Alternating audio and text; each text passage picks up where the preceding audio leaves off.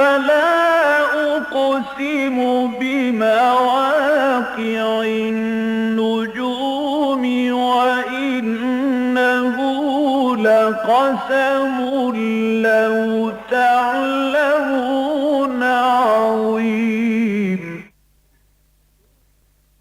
إنه لقرآن كريم في كتاب مكنون لا يمسه إلا المطهرون تنزيل من رب العالمين.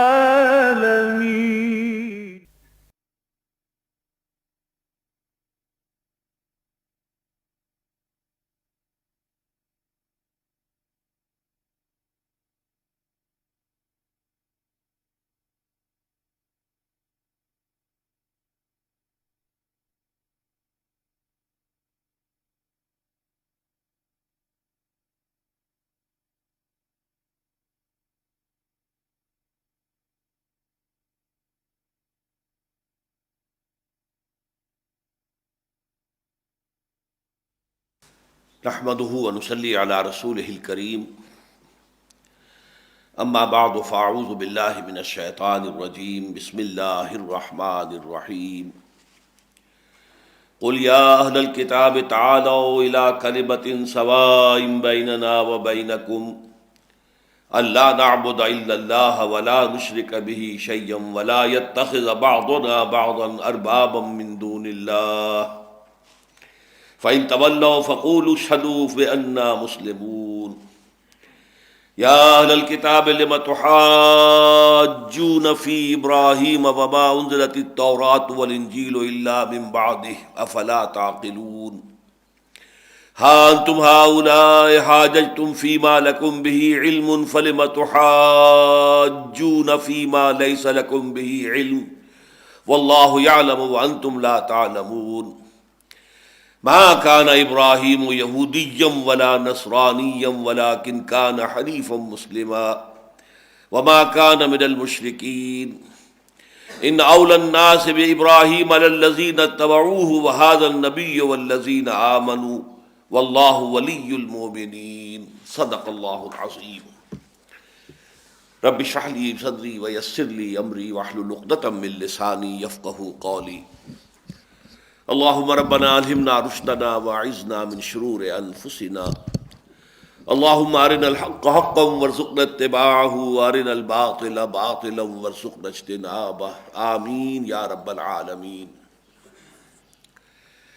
یہ بات متعدد بار سامنے آ چکی ہے کہ سورہ بقرہ اور سورہ آل عمران ایک جوڑے کی شکل میں ہے، انہیں بہنیں بھی کہا جا سکتا ہے۔ ان میں مضامین میں بڑی مشابہت بھی ہے، ترتیب میں بھی ایک بہت ہی مشابہت پائی جاتی ہے۔ چنانچہ دونوں صورتوں کے بارے میں یہ کہنا صحیح ہے کہ سورۃ الامتین، سورۃ البقرہ، سورۃ الامتین، اس کا نصف اول جو ہے اس کے مخاطب اصل میں جو سابقہ امت مسلمہ تھی یعنی بنی اسرائیل، اور جو نصف ثانی ہے اس کے مخاطب جو اب تا قیام قیامت امت مسلمہ ہے یعنی امت محمد صلی اللہ علیہ وسلم۔ پھر پہلے حصے کے بھی 3 حصے تھے، 4 رکوع ابتدا میں تمہیدی تھے، پھر 10 رکوع مسلسل آئے جس میں خطاب ہے یا بنی اسرائیل یا بنی اسرائیل یا بنی اسرائیل۔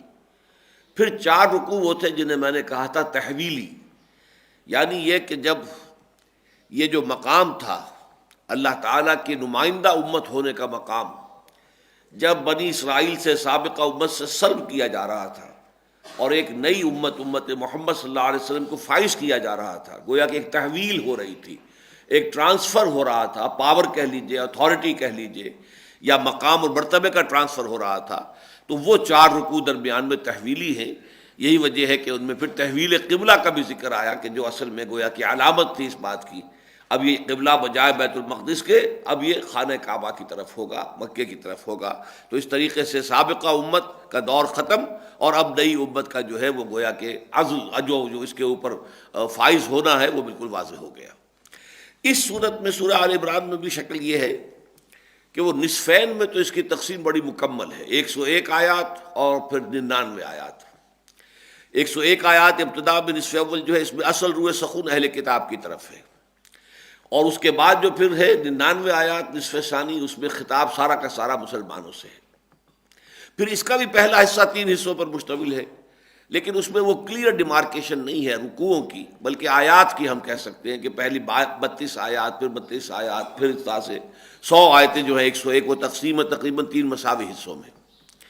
پہلے میں تمہیدی مضامین آئے تھے، دوسرے حصے میں خطاب ہے اصل میں کہ جو اہل کتاب کا دوسرا گروپ تھا، یعنی نصارہ، عیسائی، اور ان کا جو سب سے بڑا جو یوں سمجھیے کہ انہیں مغالطہ ہوا یا انہیں گمراہی لاحق ہوئی، ان کی سب سے بڑی ضلالت جو تھی، یعنی حضرت مسیح علیہ السلام کو خدا کا بیٹا قرار دینا، اس کی نفی پر یہ تقریباً 33 آیات جو ہیں اس سورہ مبارکہ کی اس پر مختص تھیں، جو ہم نے پچھلی نشست میں الحمدللہ کہ ایک ہی نشست میں ہم نے ان آیات کا مطالعہ کیا تھا۔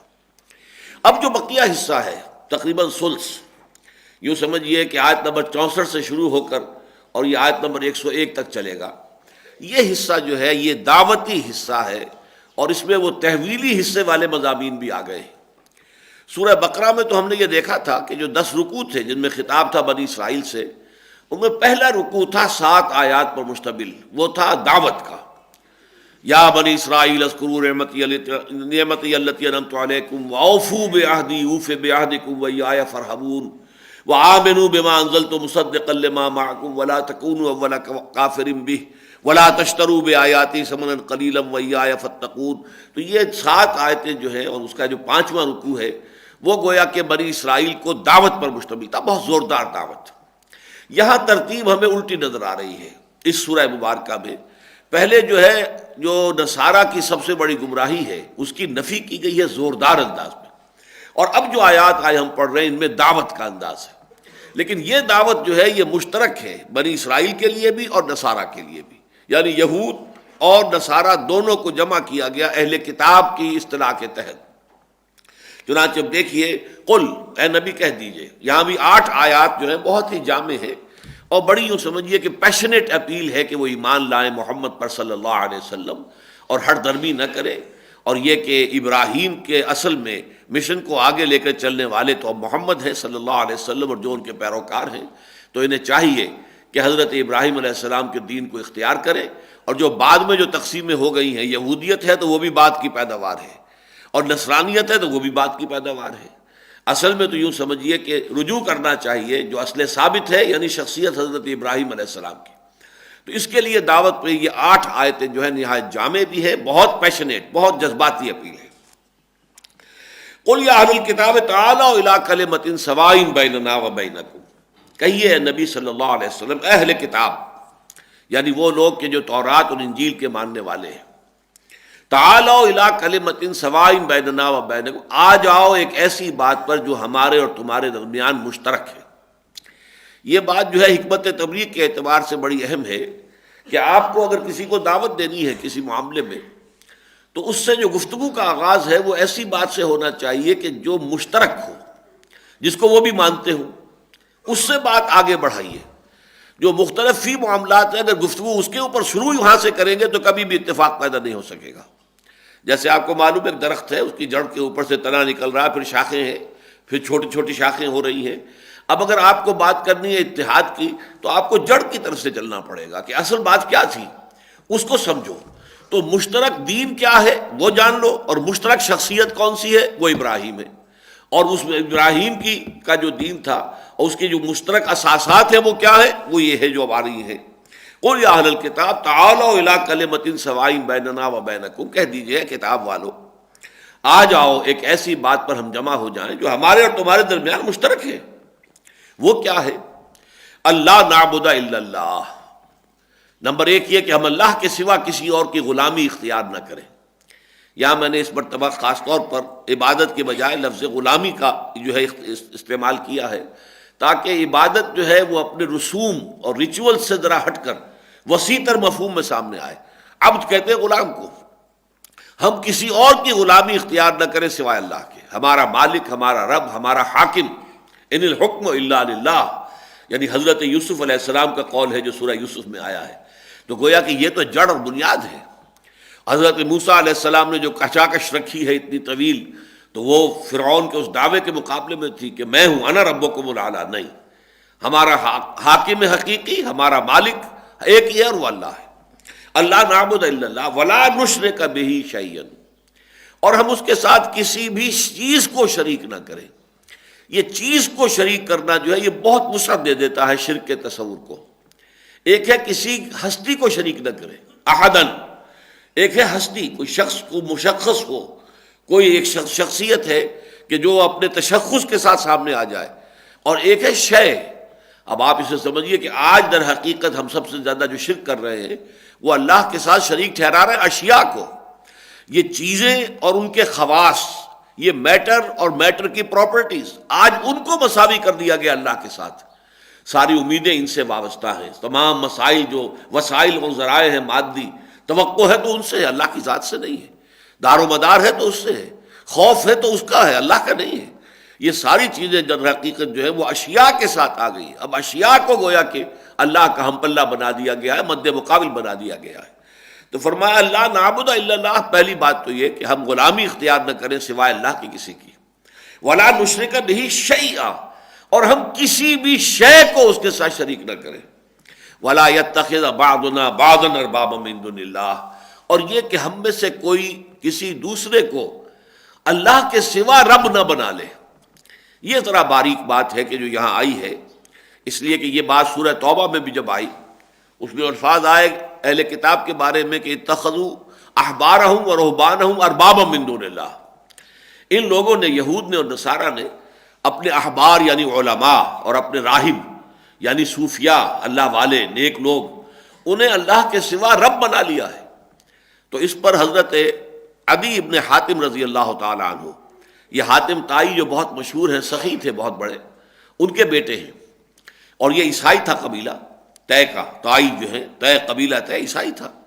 حاتم تائی عیسائی تھے، ان کے بیٹے یہ عدی یہ بھی عیسائی تھے. لیکن پھر جب یہ ایمان لے آئے اور اس کے بعد جب یہ آیت ان کے سامنے آئی کہ اتخذوا احبارہم ورہبانہم اربابا من دون اللہ، تو ان کے ذہن میں اشکال پیدا ہوا.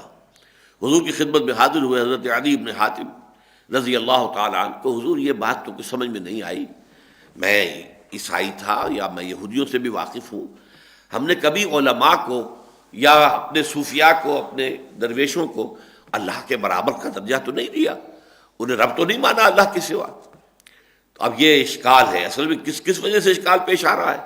وہی جو محدود تصور ہے عبادت کا، کہ عبادت وہی ہے جس کے سامنے سجدہ کیا جائے، معبود وہی ہے جس کے سامنے ماتھا ٹیک دیا جائے، یا کوئی اور مراسم عبودیت بجا لایا جائے، یا ہاتھ باندھ کر اس کے سامنے کھڑا ہو جایا جائے، ڈنڈوت کی جائے، تو وہی ہے صرف معبود. نہیں، معبود در حقیقت وہ بھی ہے جس کو حاکم مطلق مانا جائے، جس کے بارے میں یہ مان لیا جائے کہ اس کا اختیار ہے، جس شے کو چاہے حلال قرار دے دے، جس شے کو چاہے حرام قرار دے دے.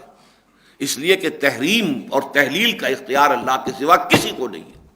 جو کوئی بھی اختیار اپنے ہاتھ میں لیتا ہے گویا کہ وہ اپنے آپ کو اللہ کا مد مقابل قرار دیتا ہے. یہ ہے وہ توحید کا تصور جو ہے خاص طور پر اس دور میں آ کر، جیسے میں نے عرض کیا کہ ولا نشرک بہ شیئا، شیئا یہ جس طریقے سے آج وہ واضح ہوا ہے، موجودہ جو ہماری مادہ پرستانہ تہذیب ہے اور تمدن ہے، جس طرح یہ شیئا کا اللہ کے ساتھ مد مقابل بنا دیا جانا واضح ہوا ہے، اتنا پہلے کبھی واضح نہیں تھا. اسی طریقے پر اربابا من دون اللہ، یہ چیز جتنی آج واضح ہے کہ جو کلیم ٹو ساورنٹی ہے، وہ انسان کہتا ہے کہ میں خود ساورن ہوں، میں خود قوانین بناؤں گا. اور یہ کبھی تاریخ انسانیت کے اندر، پوری دنیا کی تاریخ میں اتنے وسیع پیمانے پر کبھی نہیں ہوا جتنے وسیع پیمانے پر آج ہو چکا ہے. یہ دجالی فتنے کا یوں سمجھیے کہ ظہور اول تھا. ظہور اول یہ تھا کہ سیاسی میدان میں آ کر اللہ تعالیٰ کو بے دخل کر دیا جائے. اللہ تعالیٰ کو تو جو معبد ہیں، جن کے اندر عبادت گاہیں جن کو ہم کہیں گے، مسجدیں ہیں یا اور سینیگوگز ہیں، چرچز ہیں، اللہ کو تو وہاں محدود کر دیجئے، بس اس کے اندر اس کی عبادت ہوگی.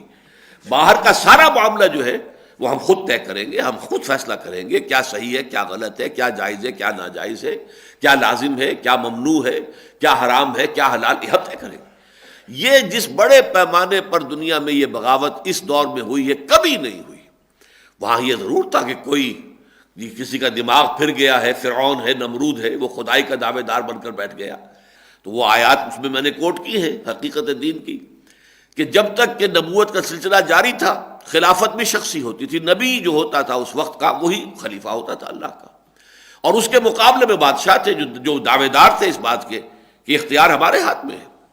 فرعون کا ایک دعویٰ تھا الیس لی ملک مصر وہذہ الانہار تجری من تحتی، کیا مصر کی حکومت میری نہیں ہے، اور کیا میں یہ سارا جو آبپاشی کا نظام ہے اس کو میں کنٹرول نہیں کرتا ہوں، جس کو چاہوں پانی دوں، جس کا چاہوں موگا بند کر دوں، جس کا چاہوں کھول دوں، تو یہ سارا اختیار میرے پاس ہے. انا ربکم الاعلی، میں تمہارا رب ہوں. اس معنی میں یہود اور نصارہ نے معاملہ یہ کیا تھا کہ اپنے علماء کو یہ حیثیت دے دی تھی کہ آپ جس چیز کو چاہیں حلال قرار دے دیں، جس چیز کو چاہیں حرام قرار دے دیں.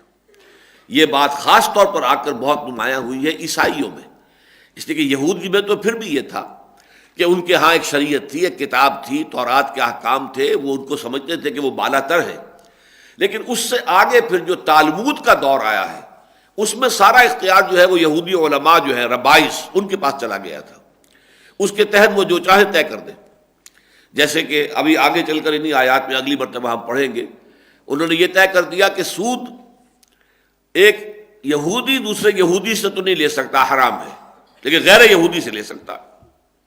اسی طریقے سے یہودی کسی یہودی سے جھوٹ نہ بولے، دھوکہ نہ دے، فریب نہ دے، لیکن کسی غیر یہودی کو جنٹائل جنہیں وہ کہتے ہیں، گوئم کہتے ہیں، جس طرح چاہو دھوکہ دو، جس طرح چاہو لوٹو کھسوٹو، وہ تمہارے لیے مباح ہے، جائز ہے. یہ مضمون اگلے درس میں انشاءاللہ تعالیٰ آ جائے گا. لیکن یہ ساری چیزیں ہوئی ہیں تالمود کے دور میں آ کر. یہ ایک نئی کتاب ہے جو انہوں نے مرتب کی ہے. ان کے ربائس جو تھے، ان کے علماء جو تھے، ان کے فتاوا سمجھیے، ان کے جو فیصلے تھے، اب وہ ہے کہ جو تالمود کے اندر ہے. تورات میں الحمدللہ ایسی کوئی بات نہیں ہے. لیکن جہاں تک انجیل کا معاملہ ہے اس میں اور عیسائیوں کا، وہ تو انتہا کو پہنچ گیا، اس لیے کہ سینٹ پال نے شریعت کو ساقط کر دیا. حضرت عیسیٰ تو یہ کہہ کر گئے تھے علیہ الصلوۃ والسلام کہ یہ مت سمجھنا کہ قانون موسوی ختم ہو گیا. Don't think I have come to destroy law. Law سے مراد ہے لا آف موسیس، موزائک لا. شریعت موسوی جو ہے علی صاحب الصلوۃ والسلام وہ ختم نہیں ہوئی ہے، وہ تم پر نافذ رہے گی، لاگو رہے گی، عائد رہے گی، تم اس کے پابند رہو گے. لیکن یہ کام کیا بعد میں سینٹ پال نے، شریعت منسوخ، اب شریعت لازم نہیں ہے. جب شریعت ختم ہو گئی اور شریعت موسوی جو ہے وہ عیسائیوں کے اوپر جو ہے اب وہ لاگو نہیں رہی، تو اس کا نتیجہ کیا نکلا؟ خلا پیدا ہو گیا. کیا کرے کیا نہ کرے ابھی کہاں سے معلوم کرے. اس خلا کو پر کیا پوپ نے.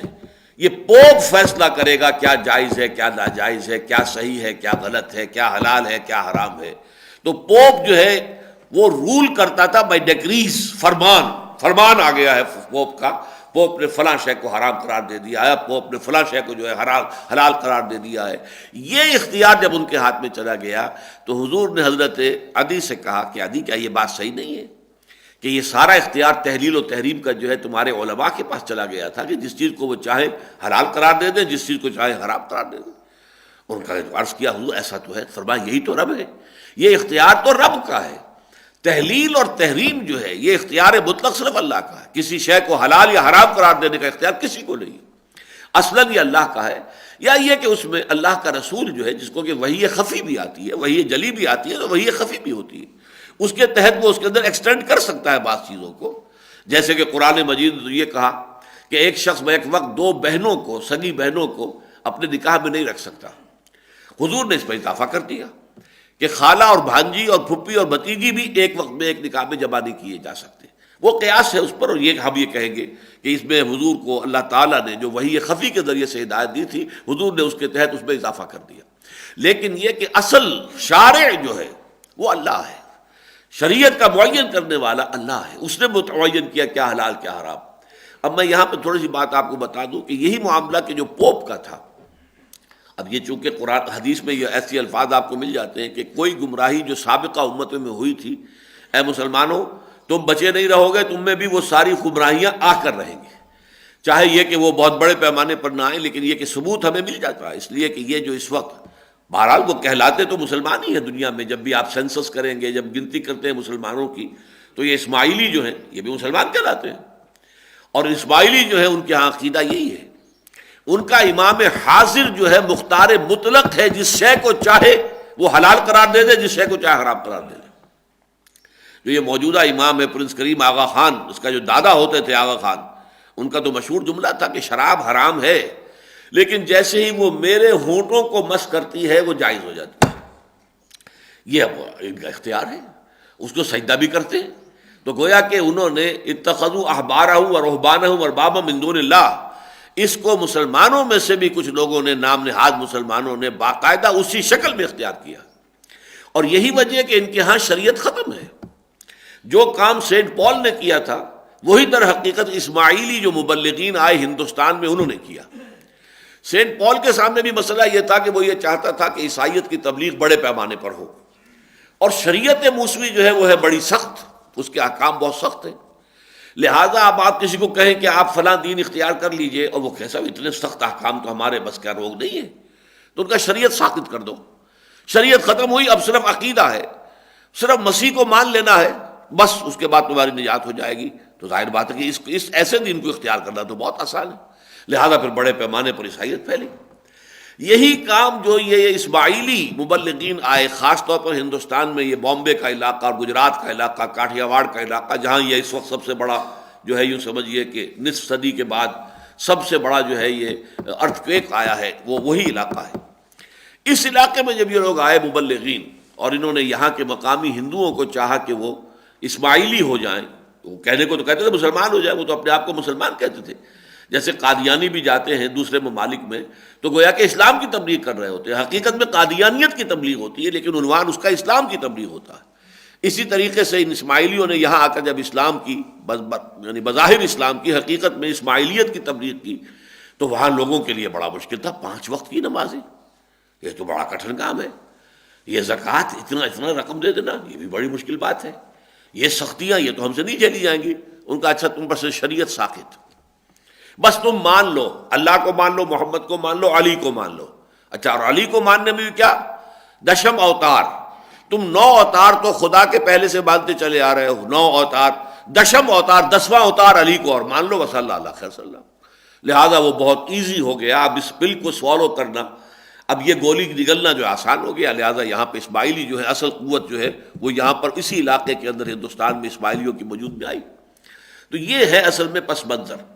فرمایا قل یا اہل الکتاب تعالوا الی کلمۃ سواء بیننا وبینکم الا نعبد الا اللہ، نمبر 1، ولا نشرک بہ شیئا ولا یتخذ بعضنا بعضا اربابا من دون اللہ فإن تولوا، پھر اگر وہ روگردانی کرے، پیٹھ موڑ لیں، آپ کی بات ماننے سے انکار کریں اے نبی، فقولوا اشہدوا بأننا مسلمون، تو اے مسلمانوں تم کہہ دو، اعلان کر دو، اچھا تم گواہ رہو ہم تو اللہ کے فرما بردار ہیں، ہم نے تو یہ دین اختیار کیا ہے، ہمارے دین کے تو یہ 3 سیلینٹ فیچرز ہیں، ہم اللہ کے سوا کسی اور کی غلامی اختیار کرنے کو تیار نہیں، ہم اللہ کے ساتھ کسی ہستی کو، کسی شے کو شریک کرنے کو تیار نہیں، ہم تحلیل اور تحریم کا اختیار اللہ کے سوا کسی کو دینے کو تیار نہیں، ہمارے تو اصول یہ ہیں، اصول موضوعہ ہیں، یہ ہمارے ایگریڈ پرنسپلز ہیں۔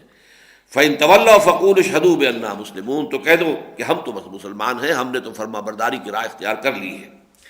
یا اہل الکتاب، جیسا کہ میں نے عرض کیا تھا، 3 چیزیں قدر مشترک اور ایک شخصیت قدر مشترک، خاص طور پر اس ماحول میں جبکہ یہ بنی اسماعیل میں سے حضور صلی اللہ علیہ وسلم کی بعثت ہوئی، اور حضرت موسیٰ بنی اسرائیل میں سے تھے، اسرائیل جو ہے حضرت یعقوب و حضرت ابراہیم کے پوتے تھے، ادھر حضرت اسماعیل جو ان کے بڑے بیٹے تھے ان کی نسل سے حضرت محمد ہے صلی اللہ علیہ وسلم۔ تو گویا کہ ان دونوں شاخوں کو اگر آپ پیچھے لے کر جائیں گے تو جو قدر مشترک بنے گی شخصیت، وہ حضرت ابراہیم کی ہے۔ یہی وجہ ہے سورہ بقرہ میں بھی ہم نے دیکھا تھا کہ 15ویں رکوع سے پھر حضرت ابراہیم کا ذکر شروع ہوا، وَإِذِ ابْتَلَىٰ إِبْرَاهِيمَ رَبُّهُ بِكَلِمَاتٍ فَأَتَمَّهُنَّ قَالَ إِنِّي جَاعِلُكَ لِلنَّاسِ إِمَامًا، وہ تعمیر کعبے کی جس طرح انہوں نے کی، کیا جذبات تھے، کیا دعائیں اس وقت وہ کر رہے تھے، اور اپنی امت میں سے، اپنی اولاد میں سے، اپنی نسل میں سے ایک امت مسلمہ کو برپا کرنے کی جو درخواست انہوں نے کی تھی، اس میں ایک رسول کی بعثت کی جو درخواست، یہ اسی کا ظہور ہے کہ جو محمد رسول اللہ صلی اللہ علیہ وسلم کی نبوت اور رسالت کی شکل میں سامنے آیا ہے۔ تو یہ گویا کہ قدر مشترک کے طور پر، اور پھر یہ کہ تحویل قبلہ، اس لیے کہ ظاہر بات ہے کہ ہیکل سلیمانی جو ہے وہ تو بنا ہے بعد میں، حضرت سلیمان علیہ السلام جو ہے وہ تو یوں سمجھیے کہ کم سے کم 1000 سال بعد ہے حضرت ابراہیم علیہ السلام کے. حضرت ابراہیم نے گھر بنایا، اگرچہ یہ گھر تو ہے اس سے بھی کہیں پرانا، یہ اس مضمون میں آ جائے گا ان اول بیت وضع للناس للذی ببکہ، چونکہ اب یہ مضامین ہیں جو دعوتی بھی ہیں تحویلی بھی ہیں، تو خانہ کعبہ کی تعمیر کا مضمون بھی ان آیات میں اب آئے گا کہ پہلا گھر جو اللہ تعالیٰ کی عبادت کے لیے تعمیر کیا گیا تھا وہ مکے میں ہے، لیکن بعد میں یہ بھی بنایا گیا تو انہوں نے اس کو اپنا قبلہ بنا لیا. حالانکہ اس سے پہلے بنی اسرائیل کا قبلہ بھی یہی خانہ کعبہ تھا، اس لیے کہ یہ ثابت کیا مولانا حمید الدین فرائی رحمۃ اللہ علیہ نے الرائے الصحیح فی من ہوا ذبیح، وہ ان کی عربی کتاب جس کا اردو میں ترجمہ بھی پھر ہم نے شائع کیا تھا، انہوں نے ثابت کیا ہے کہ ذبیح حضرت اسماعیل تھے، حضرت اسحاق نہیں تھے، جیسے کہ تورات والوں نے تحریف کر کے اس کے اندر رکھ دیا ہے. اسی طرح جب تک کہ یہ وجود میں نہیں آیا تھا، جب تک کہ یروشلم آباد نہیں ہوا، جب تک کہ یہاں ہیکل سلیمانی بنا نہیں، سوال یہ کہ اس وقت تک بنی اسرائیل کا قبلہ کون سا تھا؟ آخر 1000 برس تک بنی اسرائیل تو تھے، اس سے پہلے حضرت موسیٰ علیہ السلام آ چکے ہیں 400 سال قبل، تو آخر ان کا قبلہ کون سا تھا؟ وَاجْعَلُوا بُيُوتَكُمْ قِبْلَةً، اپنے گھروں کو قبلے رخ بناؤ. وہ قبلہ کون سا تھا؟ وہ قبلہ تھا اصل میں یہی خانہ کعبہ. لہذا ان کا جو خیمہ ہوتا تھا جسے وہ قربان گاہ کہتے تھے، جہاں کہیں بھی جاتے تھے وہ خیمہ ساتھ ہوتا تھا. جا کر سب سے پہلے وہ خیمہ، جیسے آپ کوئی مسجد کوئی آبادی اگر کوئی نئی آبادی بنانا چاہیں تو پہلے مسجد بنائیے، اس میں وہ مرکز بنے اس پورے کے پورے آبادی کا. تو جہاں جا کر یہ کیمپ لگاتے تھے پہلے وہ قربان گاہ کا جو خیمہ ہے پہلے اسے استادہ کرتے تھے، اس کے گرد پھر اپنے خیمے لگاتے تھے، اور اس کا رخ ہوتا تھا جنوب کی طرف، تاکہ جب کوئی قربانی پیش کرنے والا سامنے آتا تھا تو اس کا رخ ہوتا تھا قبلے کی طرف. یہ بعد میں پھر قبلہ ہے جو اختیار کیا گیا ہے، یہ جو حضرت سلیمان نے یہ بنایا ہے ہیکل سلیمانی، جو آج کل آپ کو معلوم ہے خبروں میں بہت نمایاں ہے، اس لیے کہ اس میں جو جھگڑا چل رہا ہے یہود کا، اسرائیلیوں کا اور فلسطینیوں کا، اس میں سب سے بڑا مسئلہ یہی ہے کہ جس جگہ پر اب قبۃ الصخرہ ہے اور مسجد اقصیٰ ہے، اور خاص طور پر قبۃ الصخرہ، اس جگہ پر وہ ہیکل سلیمانی تعبیر تھا، اور وہ اپنا ہیکل جو ہم دوبارہ تعبیر کرنا چاہتے ہیں. ایک مرتبہ اسے 587 قبل مسیح میں گرا دیا تھا نبوکدنضر نے، پھر کوئی 200 سال کے بعد دوبارہ اس کی تعمیر کی ہے، پھر اسے گرا دیا سن 70 عیسوی میں ٹائٹس رومی نے، وہ گرا پڑا ہے آج تک. صرف اس کی ایک دیوار ہے ویلنگ وال، وہ سلامت ہے، وہ وہاں جاتے ہیں کچھ ماتم کرتے ہیں، روتے ہیں، دھوتے ہیں کہ یہ ہماری یادگار ہے اس قبلے کی. اب انہیں وہ قبلہ بنانا ہے، اور وہ قبلہ بنانا ہے تو قبۃ الصخرہ کم سے کم ضرور جو ہے ڈھانا پڑے گا، اس کے بغیر وہ قبلہ ان کا بنتا نہیں. بہرحال یہ جو بحث اس وقت چل رہی ہے یہ بھی اسی کے حوالے سے ہے. تو در حقیقت شخصیت جو ہے ابراہیم کی طرف اگر لوٹ جائیں تو حضرت ابراہیم کا بنایا ہوا گھر تو سب کے نزدیک جو ہے متفق ہے، وہ تو ہے مکے کے اندر ہے. فرمایا یا اہل الکتاب لما تحاجون فی ابراہیم، اے نبی ان سے کہیے اے کتاب والو تم کیوں ہم سے محاجہ کر رہے ہو. محاجہ حجت سے ہے، باب مفعلہ، محاججہ یعنی دلیل بازی، جس کو ہم کہیں گے کوئی اس وقت جو ہے مناظرہ ہو رہا ہو، محاجہ ہے. اور یہ کہ آپ بھی دلیل دے رہے ہیں، دوسرا فریق جو ہے آپ کی دلیل کو کاٹ کر اپنی دلیل پیش کر رہا ہے. جیسے کہ کئی دن تک وہ 70 جو عیسائی جو ہیں جن کا وفد آیا تھا نجران سے، وہ حضور کے ساتھ جو ہے گفت و شنید میں لگا رہا، اور وہ محاجہ جو ہے ہوتا رہا. بالآخر مباہلے کی نوبت آئی اور پھر وہ میدان چھوڑ کر بھاگ گئے. تو تم کیوں محاجہ کر رہے ہو، کیوں دلیل بازی کر رہے ہو ابراہیم کے بارے میں؟ وما انزلت التوراۃ والانجیل الا من بعدہ، حالانکہ تم مانتے ہو کہ تورات بھی اور انجیل بھی نہیں نازل ہوئی مگر ابراہیم کے بعد. یہ تو ابراہیم پوسٹ ابراہمک پیریڈ ہے. تورات نازل ہو رہی ہے تو 1400 قبل مسیح میں نازل ہو رہی ہے، کم سے کم 600 برس اس وقت بیت چکے تھے حضرت ابراہیم علیہ السلام. حضرت ابراہیم کے 600 یا 500 برس کے بعد تورات آ رہی ہے، پھر اس تورات کے 1400 برس کے بعد پھر انجیل آ رہی ہے. تو یہ تو بہت بعد کی باتیں ہیں. اور ابراہیم ظاہر بات ہے کہ آپ نے تورات سے شروع کیا ہے وہ دین جس کو اب آپ کہتے ہیں یہودیت، اور انجیل سے شروع کیا ہے وہ دین جسے اب آپ کہتے ہیں نصرانیت. تو یہ دونوں دین جو ہے یہ تو بہت بعد کی پیداوار ہیں. آؤ کہ ہم جمع ہو جائیں ابراہیم کی شخصیت کے اوپر. لما تحاجون فی ابراہیم وما انزلت التوراۃ والانجیل الا من بعدہ افلا تعقلون، تو کیا تم عقل سے کام نہیں لیتے؟ یہ بالکل ایسے ہی ہے جیسے ہمارے ہاں فرض کیجئے کہ کوئی بہت زبردست قسم کے جو مقلدین ہیں وہ ایک دوسرے کے مقابلے میں آ جائیں کہ یہ حنفیت یا شافعیت، اور ان سے کہا جائے اللہ کے بندو، بھلے لوگو، بھلے مانسو، حنفیت اور شافعیت دونوں بعد کی پیداوار ہے. محمد رسول اللہ نہ حنفی تھے نہ شافعی تھے. صحابہ نہ حنفی تھے نہ شافعی تھے. یہ سارا معاملہ تو بعد کا ہے، تم نے اس کے اوپر اتنی شدت کیوں اختیار کر لی؟ ٹھیک ہے، اختلاف ہے، اختلاف رائے ہے، دونوں ہمارے بزرگ ہیں، امام ابو حنیفہ امام اعظم، پھر یہ کہ امام شافعی جو ہے بہت بڑی شخصیت ہے، بہت اونچی شخصیت ہے. اصول فقہ پر ان کی پہلی کتاب کتاب الام آج تک مانی جاتی ہے. واقعہ یہ ہے کہ وہ حرف آخر ہے اس پر، کتاب الام. اتنی بڑی عظیم شخصیت، معمولی شخصیت تو نہیں. پھر امام مالک ہیں جو امام دار الہجرہ ہے، مدینے ہی میں رہے ہیں اور مدینے میں وہ درس حدیث دیتے رہے حضور صلی اللہ علیہ وسلم کے متصل بعد. تو اس حوالے سے ان سب کو مانو، اور اصل میں تو ہمیں ماننا ہے، پیروی کرنی ہے اللہ کی اور اس کے رسول کی صلی اللہ علیہ وسلم. آخر امام ابو حنیفہ بھی یہی کہتے ہیں کہ اگر میرا کوئی قول تمہیں اس کے خلاف اگر حدیث رسول صحیح مستند مل جائے اس کے خلاف، تو میرے قول کو دیوار پر دے مارو، اس لیے کہ حدیث رسول کے مقابلے میں تو کسی کا قول کھڑا نہیں رہ سکتا. اس حوالے سے ٹھیک ہے، آراء بن گئی ہیں، مختلف فقہ مرتب ہو گئی ہیں. آپ اگر کسی ایک فقہ کو مینلی فالو کر رہے ہیں تو بھی کوئی حرام بات نہیں ہے، اس لیے کہ وہ بھی در حقیقت مستنبط ہے کتاب و سنت سے. لیکن اس میں وہ سختی کہ گویا کہ بس حق صرف حنفیت ہے یا حق صرف مالکیت ہے یا حق صرف جو ہے وہ شافعیت، یہ بات غلط ہے. تو بالکل اسی طرح کہا جا رہا ہے وَمَا أُنزِلَتِ التَّوْرَاةُ وَالْإِنجِيلُ إِلَّا مِن بَعْدِهِ، تورات اور انجیل تو نہیں نازل ہوئی مگر ابراہیم کے بعد. افلا تعقلون، تو کیا تم عقل سے کام نہیں لیتے؟ ہاں انتم ہؤلاء حاججتم فیما لکم بہ علم، دیکھو تم وہ لوگ ہو جنہوں نے بہت کچھ حجت بازی کی ہے ان چیزوں کے بارے میں جن کے بارے میں تمہارے پاس کچھ علم ہے. فَلِمَ تُحَاجُّونَ فِيمَا لَيْسَ لَكُمْ بِهِ عِلْمٌ، تو تم ان چیزوں کے بارے میں کیوں محاجہ کر رہے ہو، کیوں حجت بازی کر رہے ہو، کیوں دلیل بازی سے کام لے جس کے بارے میں تمہارے پاس کوئی علم ہی نہیں ہے. ابراہیم در حقیقت ان کا دین کیا تھا؟ ابراہیم کے صحف کہاں ہیں؟ تمہارے پاس بھی نہیں ہے. صحف ابراہیم و موسیٰ، تم صحف موسیٰ تو لیے پھر رہے ہو، دی 5 بکس جن کو کہتے ہیں، یہ اولڈ ٹیسٹامنٹ کی پرانی پہلی 5 کتابیں، وہ صحف ابراہیم کہاں ہیں؟ وہ تو کہیں دنیا میں نہیں ہے. اس حوالے سے جن چیزوں کا کہ کوئی علم تمہارے پاس نہیں، جس کے لیے کوئی بنیاد تمہارے پاس نہیں، جس کے لیے کوئی سند تمہارے پاس نہیں، ان کے بارے میں کیوں جھگڑتے ہو؟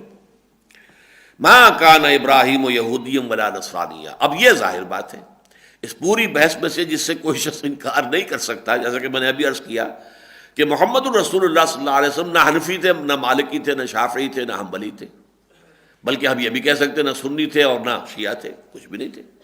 یہ تو سب چیزیں بعد کی پیداوار ہے، ساری تقسیمیں بعد میں ہوئی ہیں. اسی طریقے سے بات کہی جا رہی ہے ما کان ابراہیم یہودیا ولا نصرانیا ولکن کان حنیفا مسلما. ابراہیم تو نہ تو یہودی تھے نہ نصرانی تھے، بلکہ وہ تھے یکسو مسلم، فرما بردار، اللہ کے بندے، اللہ کی اطاعت کرنے والے، یکسو ہو کر، حنیفا، کوئی بھی اس میں آلائش. آپ کو معلوم ہے یہ لفظ بار بار حضرت ابراہیم کے لیے آتا ہے کہ وہ ما کان من المشرکین، ہرگز کسی بھی نوعیت کا شرک جو ہے، کسی بھی درجے کا، کسی بھی اعتبار سے اس کی کوئی آلائش جو ہے حضرت ابراہیم علیہ السلام کی شخصیت میں نہیں تھی. تو حنیفا مسلما وما کان من المشرکین، اور یقیناً وہ مشرکین میں سے بھی نہیں تھے. لہذا تمہاری تقسیمیں ہیں، اس لیے کہ یہ اصل میں تقسیم اس وقت عرب میں تھی.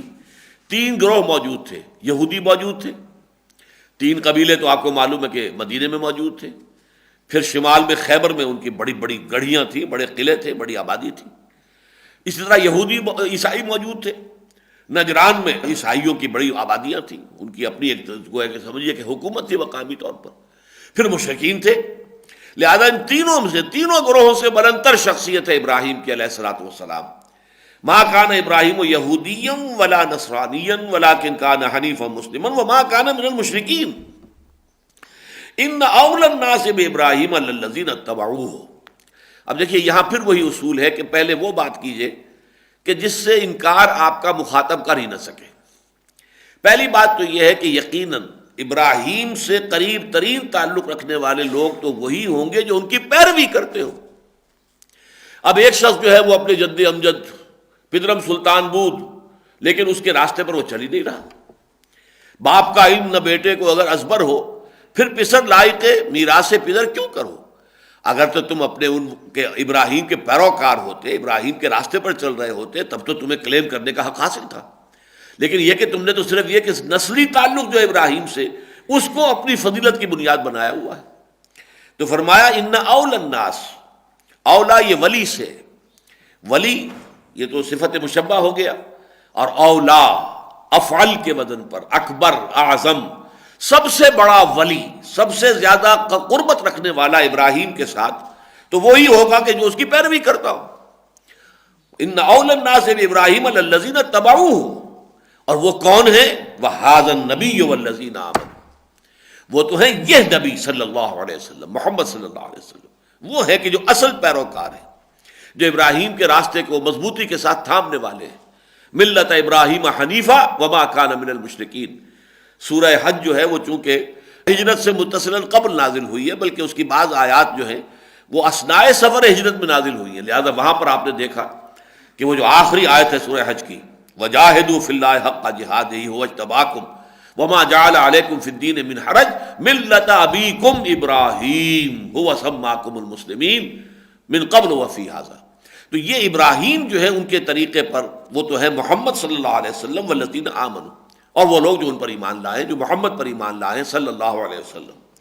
واللہ ولی المؤمنین، اور اللہ یقیناً ولی ہے صاحب ایمان لوگوں کا، ان کا مددگار ہے، ان کا پشت پناہ ہے، ان کا حمایتی ہے، ان کا ساتھی ہے، ان کی حفاظت کرنے والا ہے۔ واللہ ولی المؤمنین۔ اب اس کے بعد کتاب کا رخ ہے جو مسلمانوں کی طرف ہے کہ مسلمانوں یہ لوگ تلے ہوئے ہیں تمہیں گمراہ کرنے پر، اور مسلمانوں میں سے بھی یہاں خاص طور پر مراد اوس اور خزرج کے لوگ ہیں۔ یہ لوگ چونکہ مدینے ہی میں رہتے تھے، مدینے میں یہودی موجود تھے، یہود میں علماء تھے، ان کے مفتی حضرات ہوتے تھے، ان کے پاس کتاب تھی، شریعت تھی، ان کے ہاں قاضی معین تھے، تو وہ گویا کہ یوں سمجھیے کہ زیادہ سویلائزڈ وہ لوگ جو ہیں، ان کے اندر تمدن زیادہ تھا، تو اس حوالے سے یہ لوگ مرعوب تھے، اوس اور خزرج۔ اگرچہ ویسے قوت ان کی زیادہ تھی، سیاسی طور پر جو ہے وہ غالب تھے یہودیوں کے اوپر، اور یہودیوں کے اوپر زیادہ طاقتور تھے، لیکن یہ کہ تمدنی اعتبار سے، تہذیبی اعتبار سے مرعوب تھے ان سے، لہذا انہوں نے پورا ایڑی چوٹی کا زور لگایا ہوا تھا کہ یہ اوس اور خزرج میں سے جو لوگ ایمان لے آئے ہیں محمد پر صلی اللہ علیہ وسلم، انہیں واپس ریکلیم کریں اور انہیں واپس ان کے اپنے آبائی دین کی طرف لے جائیں۔ وَدَّتْ طَائِفَةٌ مِّنْ أَهْلِ الْكِتَابِ لَوْ يُضِلُّونَكُمْ، اے مسلمانوں، یہ اہل کتاب میں سے ایک گروہ جو ہے وہ اس پر تلا ہوا ہے، اسے یہ بات بہت محبوب ہے کہ وہ تمہیں گمراہ کر دے، تمہیں ہٹا دے، تمہیں بچلا دے، تمہیں لے جائے تمہارے دین سے واپس۔ وَمَا يُضِلُّونَ إِلَّا أَنفُسَهُمْ وَمَا يَشْعُرُونَ، اور وہ نہیں گمراہ کر رہے مگر صرف اپنے آپ کو، یعنی اس دشمنی کی وجہ سے وہ اپنی عاقبت برباد کر رہے ہیں، اپنے آپ کو تباہ کر رہے ہیں، اپنی اخروی زندگی میں عذاب جو ہے اس کے اندر اضافہ کر رہے ہیں۔ وما یشعرون، لیکن انہیں اس کا شعور نہیں ہے، انہیں اس کا احساس نہیں کہ کر کیا رہے ہیں۔ اصل میں جب مت ماری جاتی ہے لوگوں کی تو وہ سمجھتے ہیں کہ ہم کو بہت اچھا کام کر رہے ہیں، جبکہ حقیقت میں ان کے اندر ان جو کام وہ کر رہے ہوتے ہیں گویا کہ اپنی قبریں خود اپنے ہاتھوں کھود رہے ہوتے ہیں۔ یا اہل الکتاب، اب دیکھیے یہاں پر بڑا پیشنیٹ انداز ہے، اس کی وجہ کیا ہے کہ جیسے وہ کہاوت ہے کہ خدا پنج انگوش یکساں نہ کرت، نہ ہر زن زنستو نہ ہر مرد مرد، تو اسی طرح یہودی بھی سب برابر نہیں تھے، ان میں کچھ لوگ تھے جن کے اندر کوئی نیکی تھی طبیعت کی، جیسے آج بھی ہم کہتے ہیں کہ علماء جو ہیں عام طور پر تو پروفیشنل علماء ہیں جن کے لیے مذہب ایک پیشہ بن گیا، ظاہر بات ہے کہ اس کی وجہ سے جو خرابیاں آ گئی ہیں تو عام طور پر علماء کے اندر وہ خرابیاں موجود ہیں، لیکن اس کا یہ مطلب نہیں ہے کہ اہل حق علماء حقانی موجود ہیں، اور وہ لوگ جو ہیں واقعتاً وہ نمایاں نہیں ہوتے، وہ سٹیجز کے اوپر آپ کو ناچتے ہوئے نظر نہیں آتے، تو یہ لوگ تھے موجود، یہود کے اندر بھی کچھ نہ کچھ ایسے لوگ موجود تھے۔ تو جب قرآن اس طرح کی پیشنیٹ اپیل کرتا ہے تو در حقیقت اس وقت مخاطب وہ ہوتے ہیں ان کے کہ جن لوگوں میں کچھ خیر کا مادہ ہے، کچھ وہ بات سننے کے لیے تیار ہیں۔ یا اہل الکتاب لما تکفرون بآیات اللہ وانتم تشہدون، اے کتاب والو کیوں تم انکار کرتے ہو اللہ کی آیات کا جبکہ تم خود گواہ ہو، تمہارا دل گواہی دے رہا ہے کہ یہ قرآن حق ہے۔ یعرفونہ کما یعرفون ابناءکم، کب تک اپنے اس تعصب اور عصبیت جاہلیہ کے خول کے اندر اپنے آپ کو بند رکھو گے؟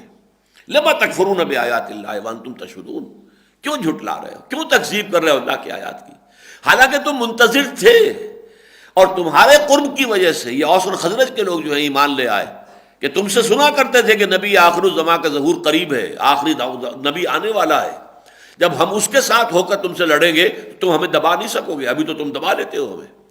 یہ دھمکیاں وہ دیا کرتے تھے اوس اور خزرج کو، لیکن وہ وقت آ گیا ہے، لیکن وہ نبی آ گئے، تم نے ان کو رد کر دیا۔ تم یہ سمجھتے تھے کہ بنی اسرائیل ہی میں سے ہوں گے وہ، اس لیے کہ جب 2000 برس سے نبی بنی اسرائیل ہی میں آتے رہے تو اب جو ہے اب بھی ظاہر بات ہے کہ اس پر تو ہمارا جسے ہم کہتے ہیں پروپرائٹری شپ رائٹس جو ہیں وہ قائم ہو چکے ہیں. کسی اور جگہ سے تو کوئی نبی آ ہی نہیں سکتا.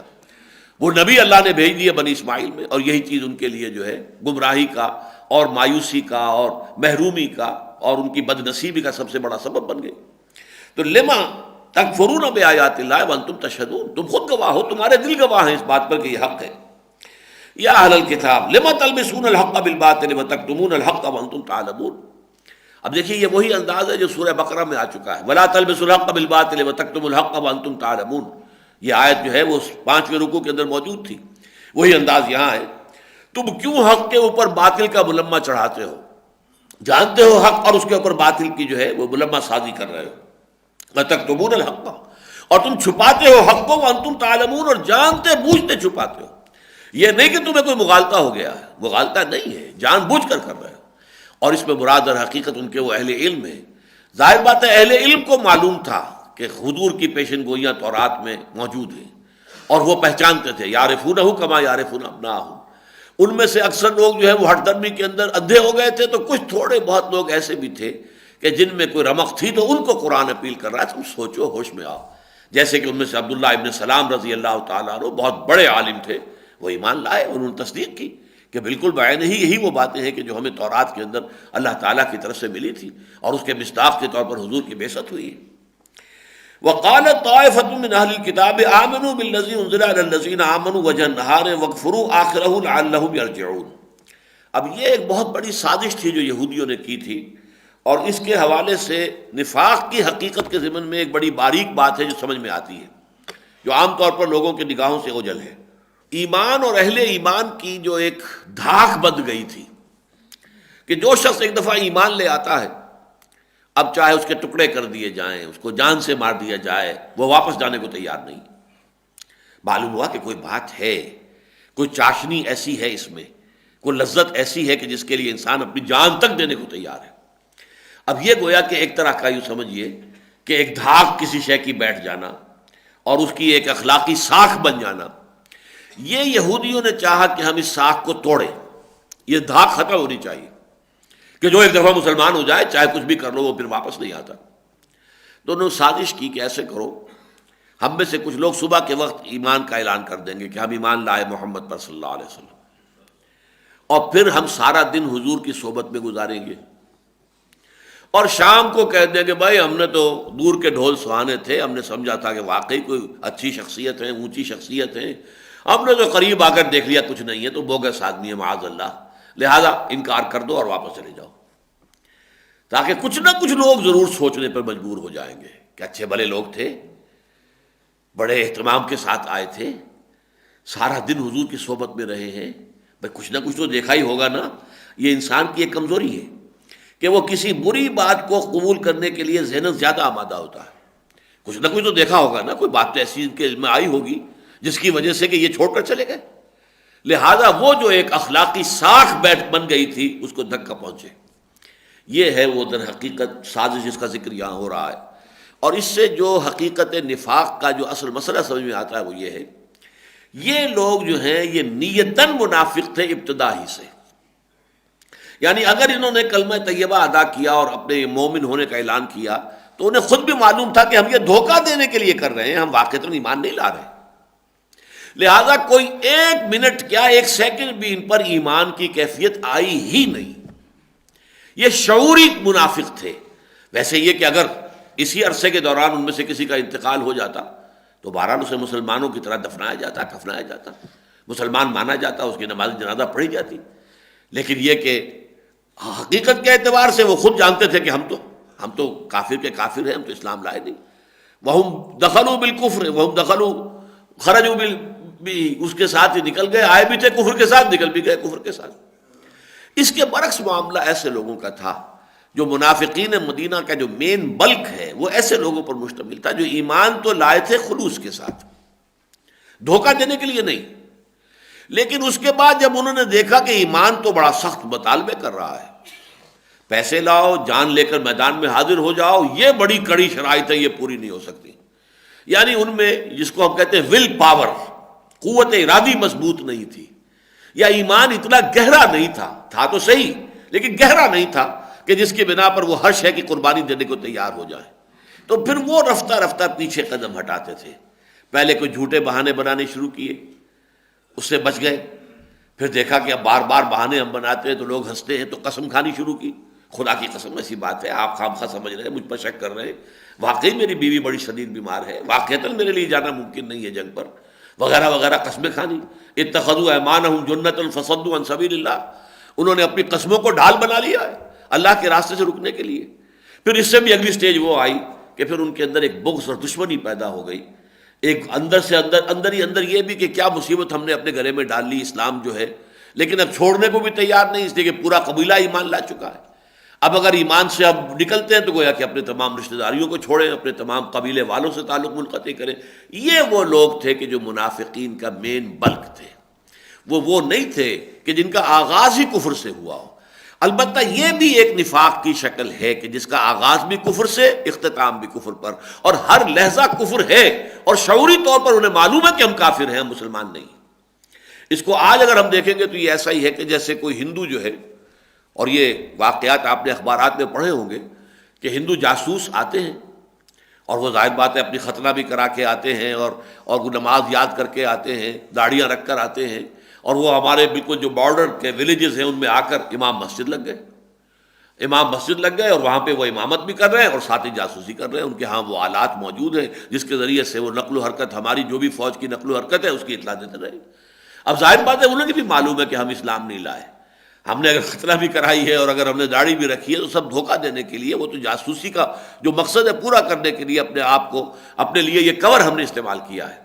لہذا ان کی مثال اس کی ہوگی جو یہاں پر آ رہی ہے. وَقَالَتْ طَائِفَةٌ مِّنْ أَهْلِ الْكِتَابِ، اور یہ فیصلہ کیا اہل کتاب کے گروہ نے، آمنوا بالذی انزل علی الذین آمنوا وجہ النہار، ایمان لانے کا اعلان کر دو اس شے پر کہ جس پر ایمان لائے ہیں اہل ایمان، جو نازل کیا گیا اہل ایمان پر، یعنی قرآن پر ایمان کا اعلان کر دو وجہ النہار، صبح کے وقت. وَاکْفُرُوا آخِرَہُ، اور اس دن کے آخری حصے میں کفر کا اعلان کر دو. لعلہم یرجعون، شاید کہ یہ بھی لوٹیں کچھ نہ کچھ. اندر جا کر ہم جب باہر آئیں گے ایک دو کو شاید کھینچ کر لے آئیں اپنے ساتھ، کچھ لوگوں کو جو ہے ان کے دلوں میں اپنے لیے نرم گوشہ پیدا کر لے اور پھر وہ بھی ہمارے ساتھ باہر نکل آئیں. ورنہ یہ کہ کم سے کم ایک تذبذب میں، ایک وسوسے میں، ایک شک و شبہ میں تو مبتلا ہو ہی جائیں گے کہ آخر کوئی بات تو ہوگی. یہ لوگ جو تھے بڑے عالم لوگ تھے، بڑے سمجھدار لوگ تھے، انہوں نے اتنی بڑی قربانی کی، اتنا بڑا اثار کیا، حضور پر ایمان لائے، اپنے تمام مقام اور مرتبہ و منصب کو تج دیا، لیکن کوئی نہ کوئی بات تو دیکھی ہوگی بھائی کہ جس کی وجہ سے یہ لوگ جو ہے واپس چلے گئے. تو اس سے وہ دغدغہ اور وسوسہ جو ہے لوگوں کے دلوں میں پیدا کر دیا جائے. وَلَا تُؤْمِنُوا إِلَّا لِمَن تَبِعَ دِينَكُمْ، لیکن ہرگز ایمان مت لاؤ مگر اسی پر، اسی شخص کی، مت بات مانو مگر اس کی کہ جو تمہارے دین کی پیروی کرے. یعنی ایسا دیکھو، ہوشیار رہنا کہیں ایسا نہ ہو کہ اس عمل کے دوران بھی کوئی چھوت لگ جائے تمہیں اور واقعی وہاں سے جو حق ہے کوئی وہ تمہارے اوپر اثر انداز ہو جائے. تم اگر حضور کی صحبت میں بیٹھو تو ایسا نہ ہو کہ حضور کی صحبت جو ہے اس کے کوئی اثرات بھی قبول کر لو.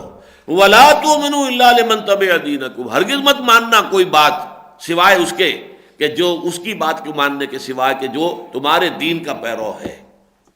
یہ ان کی سازش تھی کہ ہم ہرگز مانیں گے نہیں، دل سے نہیں مانیں گے، نہ ذہناً تسلیم کریں گے، البتہ صرف یہ کہ اس دھاک کو ختم کرنے کے لیے، یہ جو ساکھ بن گئی ہے مسلمانوں کی اور ایمان کی، اس کو ختم کرنے کے لیے یا کمزور کرنے کے لیے ہمیں یہ چال چلنی ہے. لیکن ہمیں بات کسی کی نہیں ماننی ہے سوائے ان کے کہ جو ہمارے دین کی پیروی کرے.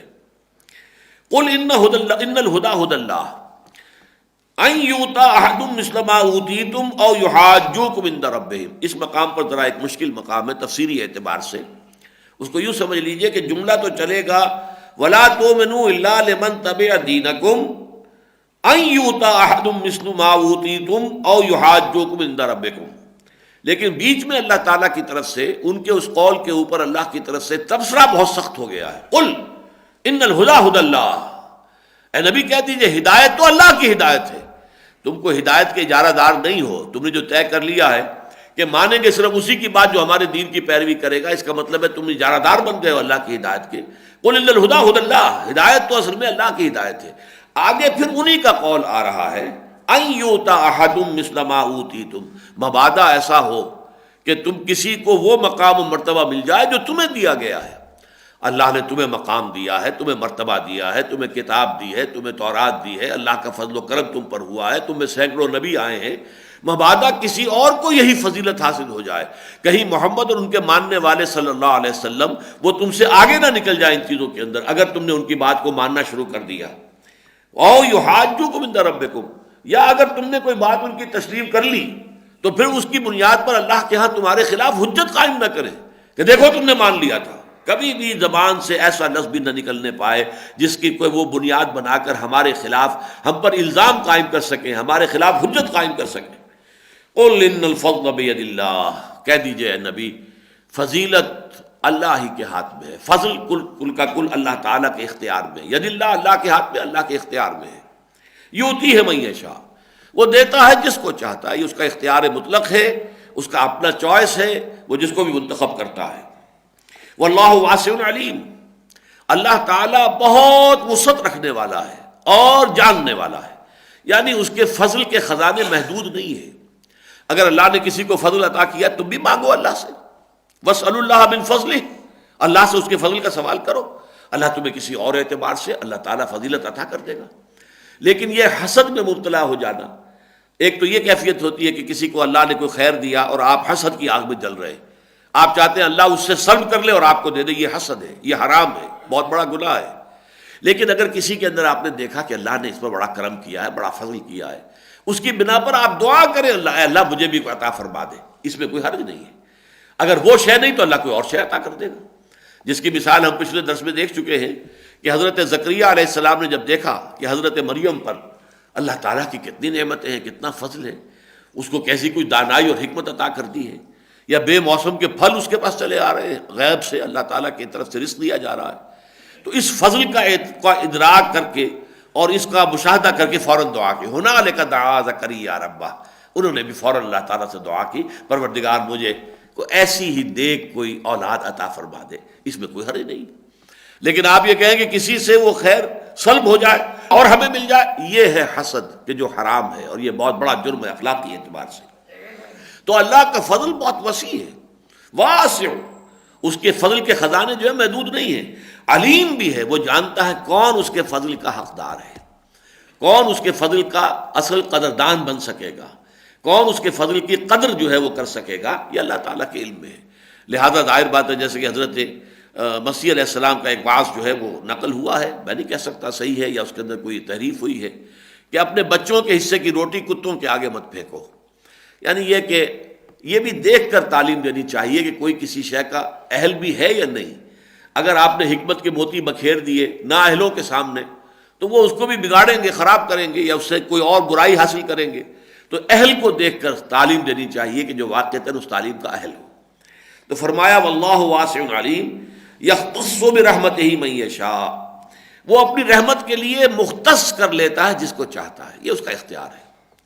اب دیکھیے یہی ہم نے پڑھا تھا ان اللہ اصطفیٰ آدم و نوحا وآل ابراہیم وآل عمران علی العالمین، اللہ نے آدم کو، نوح کو، آل ابراہیم، آل عمران کو پسند کر لیا، اللہ کا چوائس ہے، اور اس چوائس کو آپ کوشچن نہیں کر سکتے، وہ پسند ہے، اپنی پسند ہے، پسند کے اعتبار سے اللہ جس چیز کو چاہتا ہے پسند کر لیتا ہے۔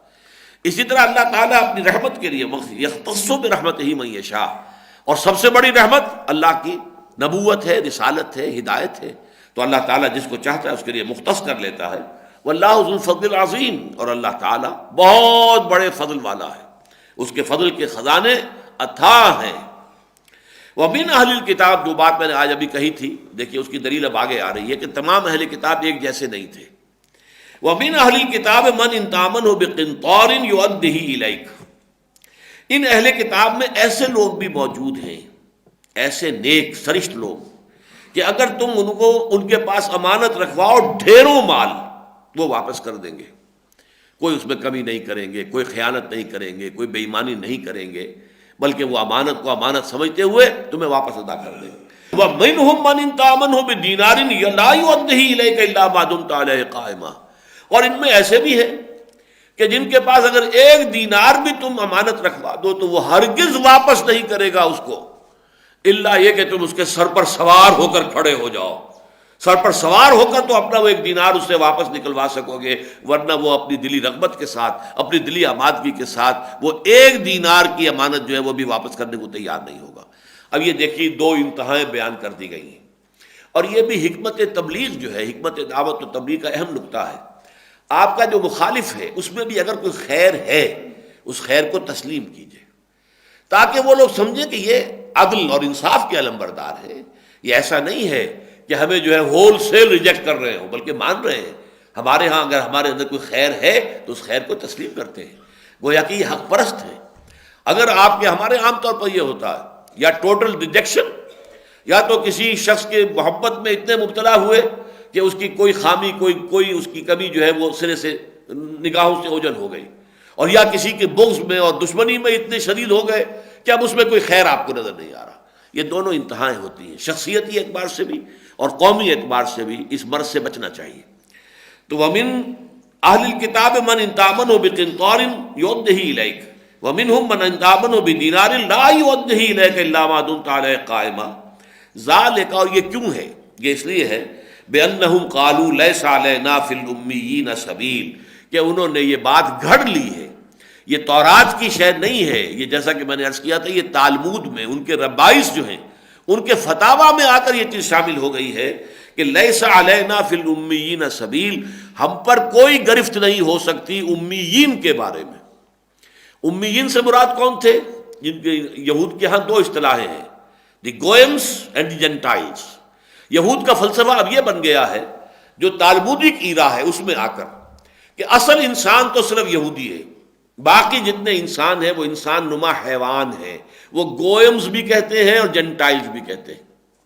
یہ گوئمز اور جنٹائلز کو استعمال کرنا، ایکسپلائٹ کرنا، ان کو لوٹنا، ان کو کھسوٹنا، ان کو دھوکہ دینا، فریب سے، چوری سے، ڈاکے سے، سود سے، جس طریقے سے بھی ہو ان کے مال کو ہتھیانا، یہ ہمارا حق ہے، اس پر ہم پر کوئی گرفت نہیں ہوگی، اللہ کوئی باس پرس نہیں کرے گا۔ ہاں یہودی کے ساتھ ہم نہیں کر سکتے، نہ یہودی سے ہم سود لے سکتے ہیں، نہ یہودی سے جھوٹ بول سکتے ہیں، نہ یہودی کو دھوکہ دے سکتے ہیں، نہ یہودی کا مال چوری کر سکتے ہیں۔ یہودی کے لیے تو تمام قواعد وہی رہیں گے جو تورات کے ہیں، لیکن غیر یہودی انسانوں کے لیے ہمارے اوپر کوئی بندش نہیں، کوئی پابندی نہیں۔